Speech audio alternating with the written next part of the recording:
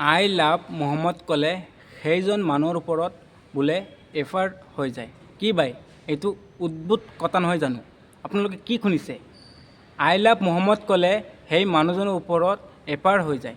কি বাই, ইছলাম ধৰ্মগুৰু হয় আই লাভ মহম্মদ, আৰু সেইজন মানুহৰ কথা ক'লে সেইজন মানুহৰ নাম ল'লে আই লাভ মহম্মদ বুলি ক'লে বোলে এফাৰ হৈ যায়। ছ'চিয়েল মিডিয়াত আহোঁ আমি ইউটিউব ফেচবুক অন কৰিলে খালি কিবা কিবি কৈ থাকে।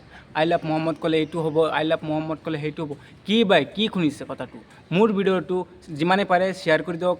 মই আজি কৈ আছোঁ আই লাভ মহম্মদ, আমি ইছলাম ধৰ্মৰ, আৰু সেইজন মানুহক ধৰ্মগুৰু হয় আই লাভ মহম্মদ। মই সেইজন মানুহ কৈ থাকিম আই লাভ মহম্মদ বুলি, আৰু কৈ থাকিম। যিমানে পাৰে মোৰ ভিডিঅ'টো শ্বেয়াৰ কৰি দিয়ক, আৰু আপোনালোকে কওক আই লাভ মহম্মদ বুলি কোনে কি কৰিব, আমি সেইটো দেখিবলৈ নাই, একো নাই।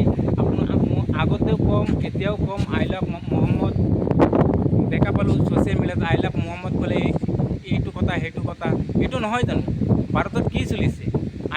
আমাৰ ইছলাম ধৰ্মৰ মানুহ আই লাভ ক'ব, এইটো ডাঙৰ কথা নহয়। আমাৰ সেইজন মানুহ আমাৰ ধৰ্মগুৰু হয়। সেইজন মানুহৰ আমি নাম ল'ম, সেইজন মানুহক আমি সন্মান জনাম, এইটো ডাঙৰ কথা নহয়। আমাৰ ধৰ্ম আমি পালন কৰিম, আৰু আমিতো বেলেগ ধৰ্মত কিবা কিবি কৈ নাথাকোঁ নহয়। মুছলমান ইছলাম ধৰ্ম বেলেগ ধৰ্মতো সেইটো কৈ নাথাকে।